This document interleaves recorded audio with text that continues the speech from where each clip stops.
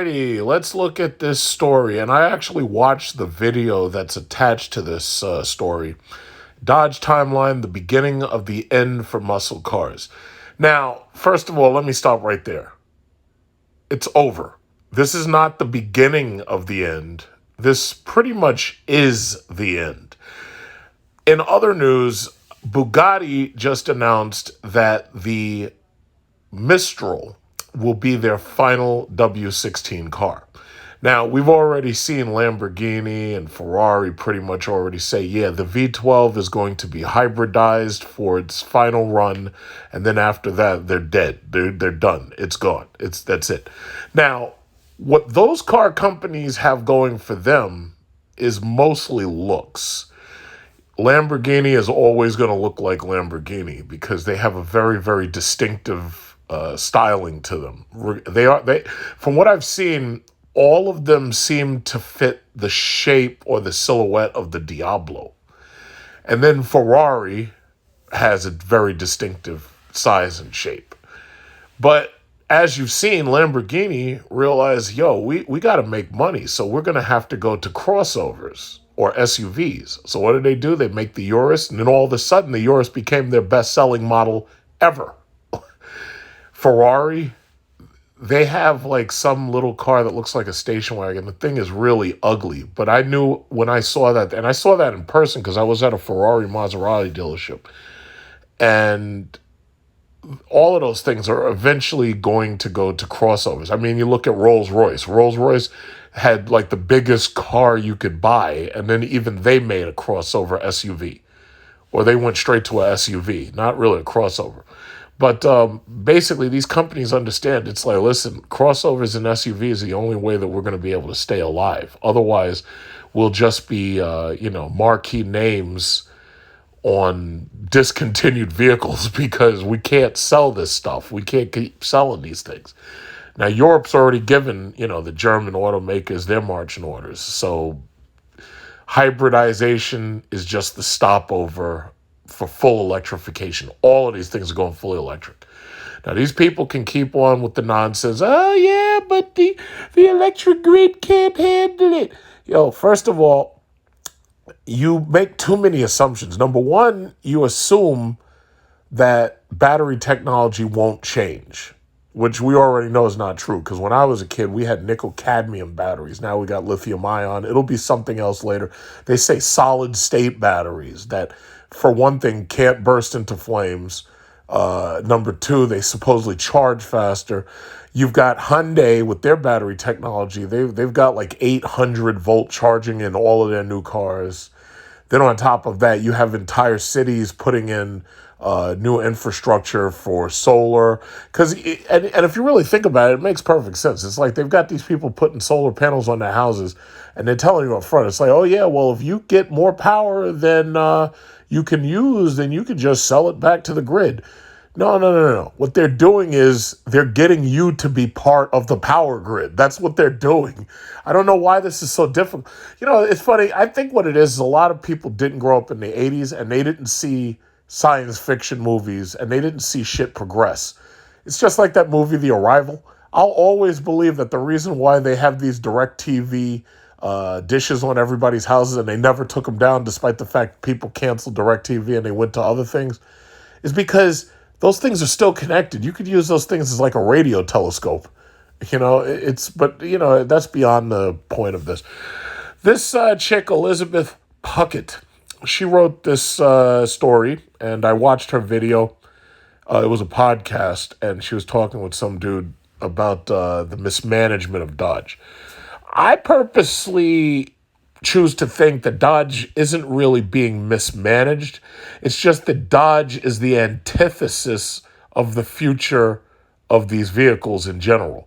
Stellantis is a European company. I don't know why. Country, company, and corporation, I always mix those words up. Stellantis is a European company. They don't give a shit about the American car market. And between now and the bailout era, Chrysler changed hands a couple of times. They were under the management of Cerberus LLC, and then they became FCAU, And then Stellantis basically bought them. And ultimately, Stellantis is focused on global sales. Now, I'm pretty sure the bigwigs in the room know that the future of the American Generation Z and the Generation Alpha looks pretty bleak. First of all, they're going to be up to their necks in student loans. I personally believe that they're going to be making so little money, or they're not going to be making a lot of money. So in the future, what's going to probably end up happening is you're going to get a situation just like what we see in China right now with Evergrande. I believe what's going to ultimately happen is the Chinese government may have to bail out the housing industry. And then I also believe that our next generation is going to be so broke that they're going to end up basically in socialism, where housing is going to be basically either owned by corporation or owned by government. But eventually they won't even be able to afford that. So the government will have to bail out the housing industry. Now, you think that I'm leading off into a tangent, but I'm really not. This is all part of the reason why we're going electric. And these people down the road, they're not going to be able to afford $70,000 Hellcats and $100,000 Trackhawks. Notice that when that Dodge Hornet was just unveiled, they come back bragging about how they got 14,000 orders. Yeah, well, that's not really hard to do right now, because just about anything you introduce right now is automatically sold out. Take me, for example, Cadillac Lyriq. They put that, I was in my car. I got the email that said, okay, we're opening up orders for the first wave of Cadillac Lyriqs. I was in my car. I filled out all the stuff in my car while I was driving in traffic, and I sent it in so that I could be on that initial lineup of people getting their Lyriqs first. Because once that list closed, they said you're not getting it until like late 2023, possibly 2024. I wanted mine by January. I want mine within the next 4 months. That's what they said, 16 weeks. So my point is, it's not hard to sell these things as long as they're cheap.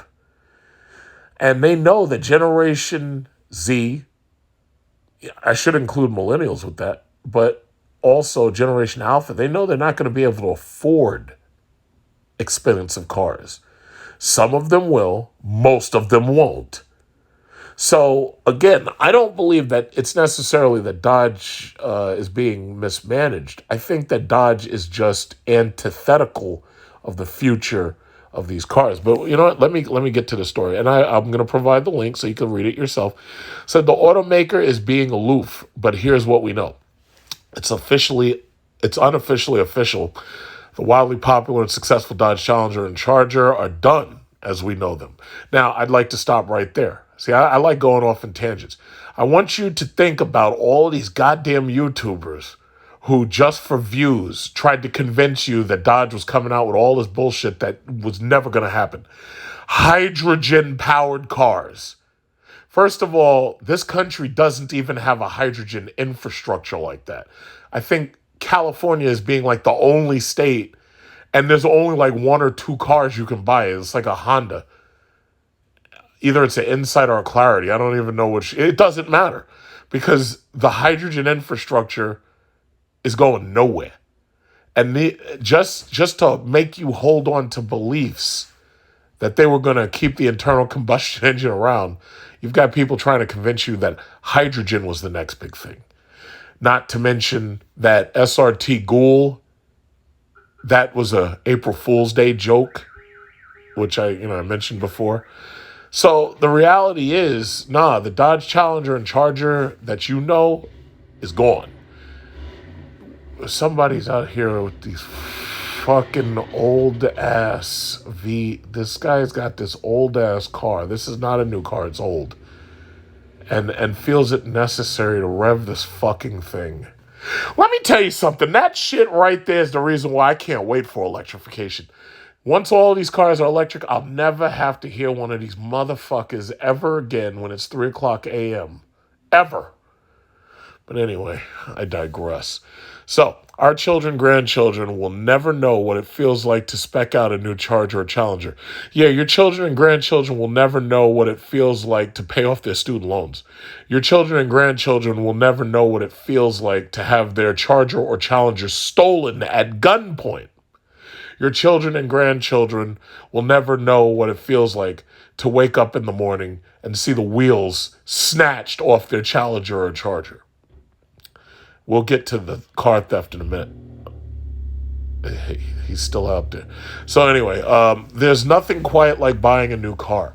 It seems like just yesterday, my group of car friends were sharing around memes about how other car makers are watering down their performance lines. No. They're not watering down their performance lines. They're disbanding their performance lines. I hate, that's what I do. I go off on a tangent. Understand something.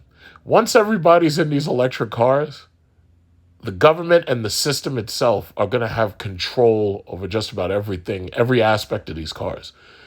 They're going to be able to control how much electricity you put in these cars. So that means that if you're charging these things and the government, for whatever reason, says, yeah, well, we need some electricity out of Sector Zero or some shit, they'll be able to turn that shit off or at least reduce it.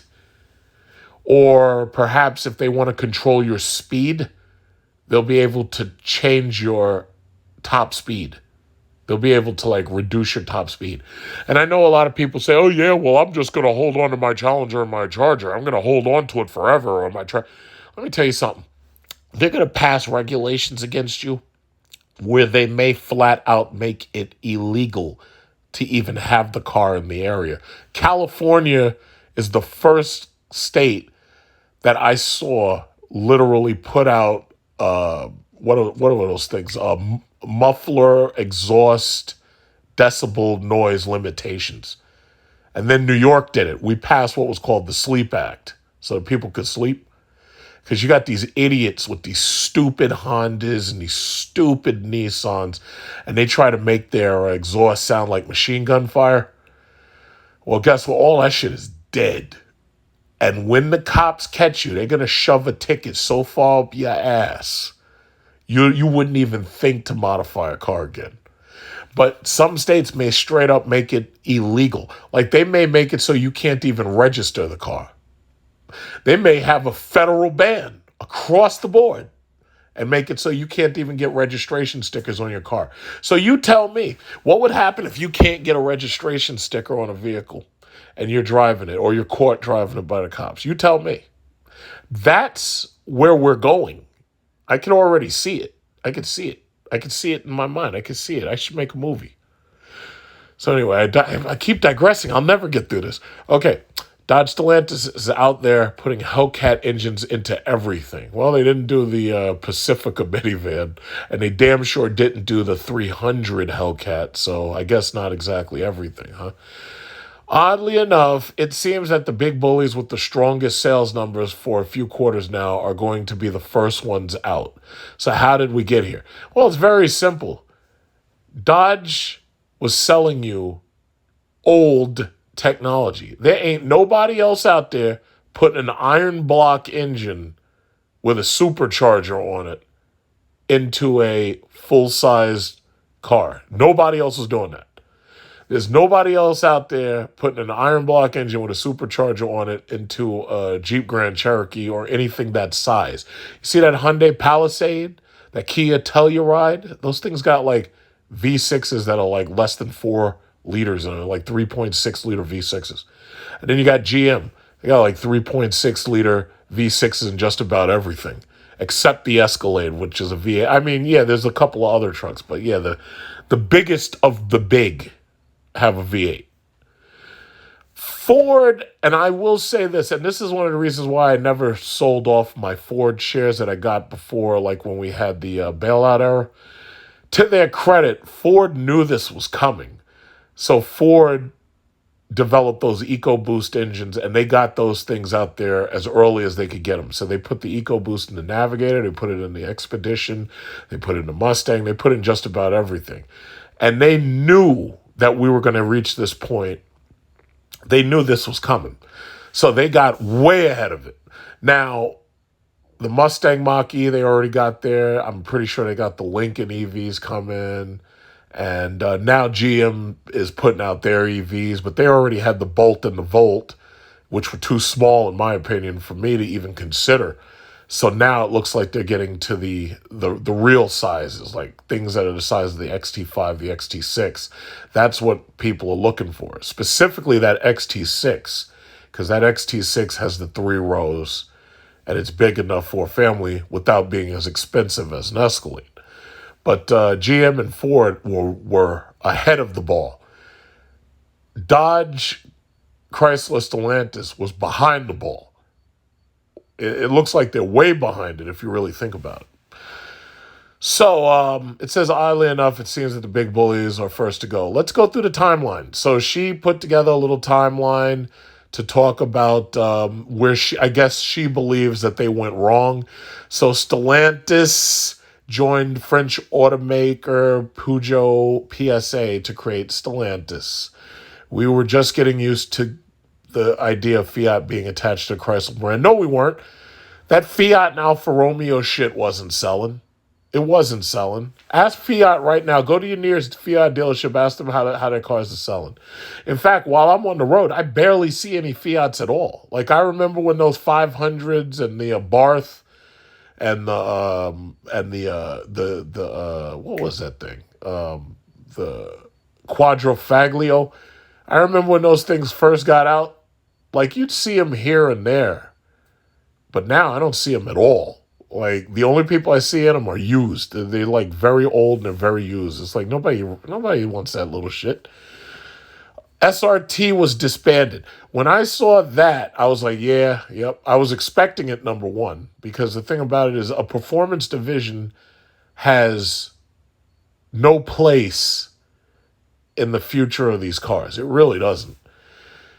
And I was going to kind of talk about that a little later at the end, but the reality is electric vehicles are going to cost a lot of jobs in the automotive industry, because the reality is an electric vehicle, you don't have to do oil changes.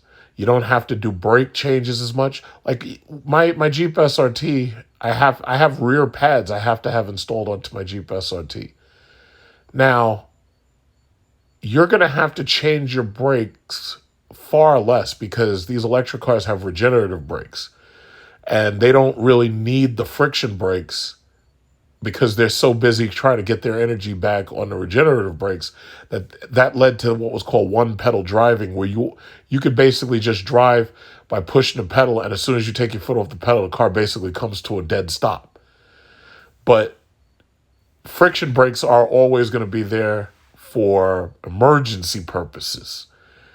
Now, if you get rid of brake jobs, and you get rid of oil changes, and you get rid of an engine which has hundreds of parts, and you get rid of transmissions which have maybe hundreds of parts, a lot of jobs are going to disappear. It was funny because 5 days ago, there were a couple of reports that were brought out to talk about that very fact. But hybrids are actually very, very sophisticated, and they would have actually led to more jobs. Electric vehicles are less sophisticated, and they're going to actually cost jobs. Will those people be retasked into something else? Oh, probably. They're going to have to be. But I can talk about that later. But it says, I'm not going to spend a ton of time because this topic was exhausting to our team. The same month Stellantis announced their merger, the SRT department was disbanded. Their narrative was that SRT magic would be spread around other models. But that doesn't make sense. Now here we are. So SRT is dead. SRT is dead. Even if they put SRT on that what was it called? That Banshee. We were so busy making fun of the noise that it makes, that fake video game soundtrack noise. Yeah, it's dead. So anyway, Dodge released muscle car theft deterrent, but doesn't. Says Stellantis announced that they would roll out a security update to include an additional layer that would deter theft. After a few weeks went by, we did some investigative journalism and interviewed Dodge dealership service managers about the update. They knew nothing about it. To this day, when I called to inquire, I just confused the service department. But they do inform me that there's a recall on the catalytic converter on the Hellcat, so bring it in to put a more restrictive one on my car. Miss me with that one, Dodge dealership. What does this have to do with the current rumors and likelihood that ICE muscle cars are going away?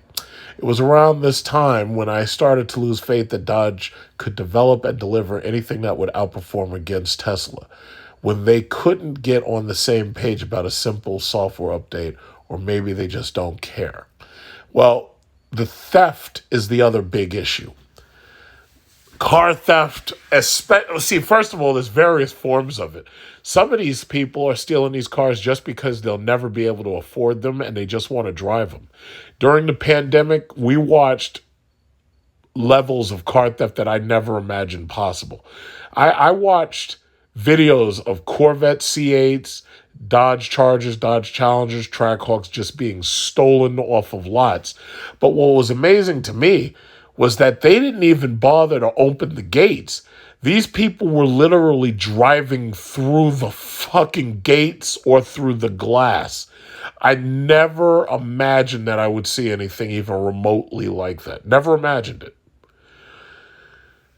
A lot of that, I think, has been dialed back because I've noticed the dealerships have gotten way more protective of the keys. Even though they keep them in like one of those magnetic safe locks, there were people cracking open those locks and the safes. So it almost didn't even matter. But the next big thing was catalytic converters. Catalytic converters have a metal in them called rhodium, and they were stealing all of this shit, basically selling it towards China. Because that's the crazy thing about America. For a very long time, we've seen a lot of theft of precious metals. They'll go into a rundown house and they'll steal all the pipes, the copper pipes, and they'll ship all that shit to China. It's almost like America became a Chinese colony of some type, and we're supplying them with raw materials and they're sending us fucking plastic. For those of you who don't understand what I'm talking about, I want you to think about plumbing in these houses nowadays. It used to be copper pipes run everywhere. Now what is it? Fucking orange plastic tubes? Really? PEX pipe? Anyway, whatever. Y'all just don't see things the way I see them, do you? So anyway, Stellantis sets an electrification deadline. So electrification plans were confirmed, but the timeline was set for 2025, which seems to be about right. But not all of their cars were going to be plug-in. 71 of 110 nameplates under the Stellantis umbrella were going to be EVs. But remember that Dodge barely accounts for that. Around this time, the EV Wrangler was exciting the masses. But I've yet to see one on the road. Well, I made a video driving the EV Wrangler, and at the end of this video, I'm going to put a small clip of one of my friends who actually bought a Wrangler. Now, I've seen a couple of them sold, and the only way I actually know that they're an EV Wrangler is because they're not EV, they're plug-in hybrid electric vehicles. But the only way I know is because they have that blue color code on them. Like you see the blue hooks and you see the blue badging and everything to let you know it stands out. But she says, I've yet to see one on the road. I've been told they exist. I've driven it. I personally have driven it. I made a video. I drove it. Living in a metro area with Teslas accounting for a chunk of cars I see every day. She must be in like California or something. I'm a little surprised I haven't seen one. What's up with that? Okay. Dodge rolls out a super cool car guy EV video. Okay. This is where things get weird. Out of the thin blue sky, Tim Kuniskis, your token, totally friendly, super relatable, average Joe dad type CFO of Dodge, appeared in a video that talked about the brought future. In the video was a shadowy vehicle doing a four-wheel burnout featuring a retired Dodge logo, the Fratzog. My memory of this is a little murky, but maybe that's because Dodge turned around and removed the video within the following weeks, so she shows video unavailable. They killed the cat. In the most informal, flippant way possible, Token Tim told Motor Authority that the Hellcat was on borrowed time. And you got to remember, when we say Hellcat, we're talking about the engine. The Hemi V8 engine with the supercharger on top is the Hellcat 6.2 liter supercharge. So that is, like, it's funny. I'm seeing all these people who are typing this bullshit, and they're like, "Oh yeah, well, I can't wait to see when somebody buys that Banshee and they drop a Hellcat in it." And I'm like, guys, I don't know if y'all understand. The platform doesn't support the Hellcat engine, or at least the one for that concept we saw. I don't know if y'all noticed it, but a Hellcat engine requires a lot of intake to breathe because, those things use up a lot of air for the supercharger. Not only that, they're also pretty tall. Those engines are pretty tall.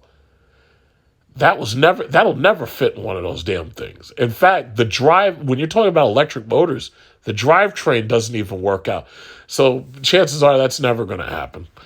But, I know somebody put a Hellcat or something in a Tesla, but that's not even a Tesla at the end of the day. If you have to gut the entire thing out and you have to take apart that whole battery contraption that they have in the floor, that's no longer a Tesla. It looks like a Tesla, but it's not a Tesla. So anyway, whatever. It says the Hemi V8 would be given a stop date by January 2022 as well. Internal skepticism about EVs at Stellantis. Ooh. Okay, that takes us to December 2021 when certain execs at Stellantis start to speak about the external pressure automakers are feeling to get something out there and the cost of development. On several occasions, the Stellantis CEO has been surprisingly critical of battery-powered cars. Okay, and then they have Chris Rock being slapped. He's the Huracan, and you have Hellcat Red Eye slapping him. How about a 6-cylinder instead? To soften the blow of our beloved Hellcat engines and Hemis going away, an inline 6-cylinder engine dubbed the Hurricane is said to be stepping up to the plate. The last associations I have with Chrysler and the 6-cylinders isn't great. A sentiment many people share, so they have a lot to prove before V8 fans are won over. First of all, as I said, hybrids are more sophisticated than electric vehicles. What I really think they should have done was just skipped the 6-cylinder hybridization bullshit, and they should have just gone straight to battery electric. If you really think about it, it's easier to turn out a production vehicle that's battery electric than it is to make a production vehicle that's a hybrid. Because a hybrid requires you to follow the regulations of both the EV and the gas engine. While if you had just gone EV, it would have been less regulations that you have to deal with. And by the way, putting an engine into one of those cars changes the center of gravity. Because as you know, with an electric vehicle, like with the Tesla model, you have a battery throughout the floor. You have a number of battery packs through the floor. That makes it so that these things have a very low center of gravity, and they have very, very, 50-50 weight distribution, and they have very, very good turning characteristics. But when you put an engine into the car, and you obviously have to have a transmission, but when you put an engine and a transmission in a car, you just change those center of gravity dynamics. You're moving the weight away from the ground. That's physics. But, whatever. The Banshee, this ridiculous. Well, I mean, there's nothing wrong with the logo. The problem is, what does the logo stand for? If they had taken this Banshee logo and they had put the Elephant engine in a fucking Chrysler 300 and they put this Banshee logo on the side of that, people would have been down. If they had taken this Banshee logo and they said, yeah, well, you know what? We're releasing the new Dodge Charger Satan, and it's got 1,300 horsepower, and we just put a new supercharger that's a 6-liter supercharger on there. And this thing only gets like 8 miles to a gallon, but you won't care because you'll be doing 0 to 60 in 2 seconds between gas stations. Strangely enough, people would have went for that. But the problem is, I think what they really should have done was they should have driven the car out without revving it. If they had not revved it, I think that would have made people feel just a little bit better about it. Like they would have been like, oh, well, it's an electric car. We expect it to be quiet. You can have that loud whine of the engine, but revving it was a stupid move. I know they can always retool it and everything, but that rev was bullshit. And they were like, oh, well, we can make the decibels louder and it'll be louder than a Hellcat. Well, guess what?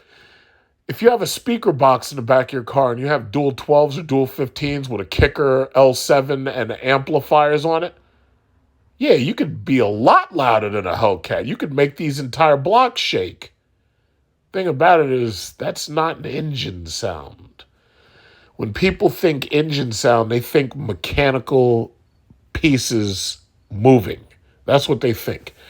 And they think that those mechanical pieces moving, forcing air into a combustion chamber and exploding it, they think that that sound means everything. You just killed that. And there's nothing you could do about it because electrification is the antithesis of internal combustion. It just is. But anyway, I feel like Dodge is now wearing more Band-Aids than ever before. So out rolls a car, the Dodge Charger Daytona SRT Banshee, and don't worry, it makes noise. But like an alley cat looking for a free meal, not a feline from hell. This is probably an unpopular opinion, but I would prefer silence over a video game noise track. That's what I said. My mind gets too busy thinking about the exact process which causes exhaust noises and how you can alter that with a header swap. Oh, but this thing doesn't have headers. So maybe an Y pipe to replace the X pipe. Oh, it doesn't have that either. So we're playing make-believe, and I can't work on this car without a computer programming degree. That's depressing. Well, I'll say it like this. You can't work on that car at all. If you go into that car, into that computer, they will know about it. Any warranties and repair you would have had is done. So anyway, final thoughts for now. It says, as a former teenager myself, this feels awfully familiar to my teenage girl days. Will they or won't they? Could they just get it over with already? Okay, the drama was entertaining for a while. But I think everyone is ready for the season finale. No cliffhangers. Every outlet is reporting the Chargers and Challengers are done after 2023. But that hasn't been specifically confirmed by anyone in Stellantis. Yeah, you know what? Whether or not it was confirmed by Stellantis, it's been confirmed by the U.S. government, Department of EPA. So anyway, all that being said, we are not averse to electric vehicles. It just feels very rushed to market with Dodge. Why not continue to develop the muscle cars in the line now? Maybe a Hellcat hybrid. I can get on board with that. Then, in the background, develop the best alternative energy vehicle the world has ever seen. Prove that the Dodge name has more tricks than one. Modern muscle cars speaking, and I will be their biggest supporter. As far as the Hellcat going away after 2023, I'll just insert Dolly Parton's I Will Always Love You here and thank Dodge for helping to shape the car person I am today. But the relationship just got a little too toxic to stick around at the end. And that's ultimately the real problem. These cars brought out the absolute worst in the car community. Like every now and then in my videos, I post at the very beginning a car accident or a wreck at one of these stupid takeovers where guys are going out at night and they're driving around in figure eights and shit and running over people and hitting people. How long did you think you were going to be able to keep that up? The government was never going to go for that. In a video a couple of weeks ago, I showed you they locked up all these people down in like Jacksonville or some shit for street racing. It's like, how long did you think this was going to last? And that's something when I had my Chrysler 300 SRT, it was like, great car, had a lot of fun with it. But, I just used it as a regular car. These dudes who are out here with these fucking takeovers and pissing off the law enforcement and pissing off other motorists, it's like there was no way that was going to last. The car culture became so toxic and so stupid that at the end, I have to say, yeah, it's about time. Good riddance. Because the problem, you know what they say, with great power comes great responsibility. You put these things in the hands of idiots, and what do you get? You get wrecked, flipped over Ram trucks.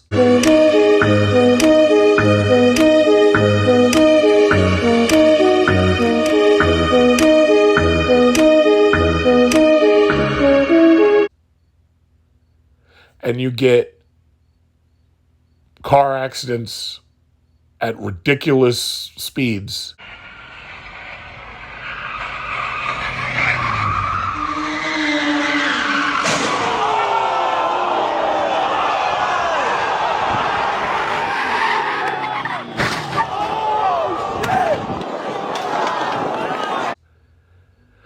But you know what? It's all coming to an end. It's all coming to an end. And that's just it. Everything comes to an end, and there's nothing you can do about it. So, first of all, Generation Z, I know Generation Z and Generation Alpha are looking at these cars right now. Oh, I wish I could have that. Oh, I wish I could have a Charger. I wish I could have a Challenger. By the time these kids grow up, these cars aren't going to look anything like what they look like right now. Shit, they might even fucking fly for all I know. But the reality is, it's like they're going to be so neck deep in debt, they're not going to be able to afford them anyway. But, you know, it's like, I think, first of all, things are going to change anyway. Everything's going to change. The entire industry is going to change. All of this is going to change. That change is just, that's just what it is. That's just what it's going to, it's just coming. There's nothing you can do. That's just it. So that was the story. Dodge Timeline by Elizabeth Phuket. And that's just that. The automaker is being aloof. See, John, this right here is what you call the future. Where you literally could just walk into your garage, plug the motherfucker out, charge it, and roll out. And you will have plenty of cord. You might not even need an extension cord, but you will have plenty of cord, my friend, trust me. To plug this motherfucker up. It's the way of the future, John. I love it. Love it, I'm here for it.